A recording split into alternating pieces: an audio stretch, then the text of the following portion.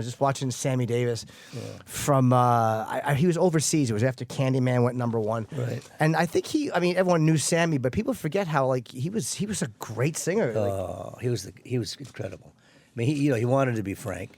But the guy as a singer was sensational. Frank adored him. They had a little outing there somewhere in the middle because of something. But when you get down to it, pound for pound, he was the greatest entertainer for me. I mean, I'd sit and watch this guy at the Sands, and we knew each other very, very well. Nobody liked him. Nobody liked this guy. And I learned a lot from him. He lived his life. You know, he really lived it to the fullest in a time where we weren't really a media-driven society.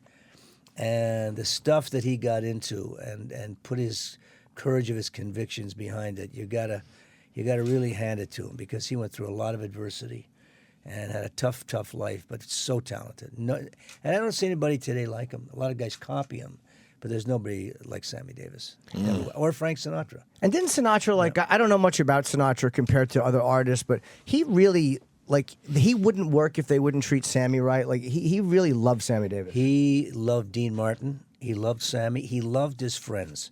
Put his foot down, talking about civil rights and all that garbage that went on back then. Frank literally turned all that around. When they wouldn't let any blacks into the hotels, it was Frank and all of us that just said, we're not here if they're not here. So he was very, very supportive of Sammy from day one. And that's the kind of guy he was.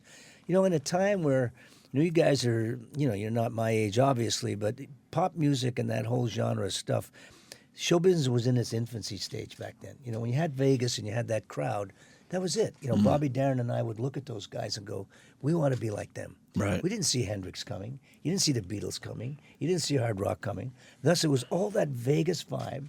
The mob guys who ran it, who were great, they were gentlemen, shook your hand, the safest place to be. When you look at Vegas today with what's going on, you can get shot crossing the strip. Yeah. And all that stuff that goes on in these clubs after, and, these so-called celebrities who have a rough night and then they wind up in a hospital and say it's heat exhaustion.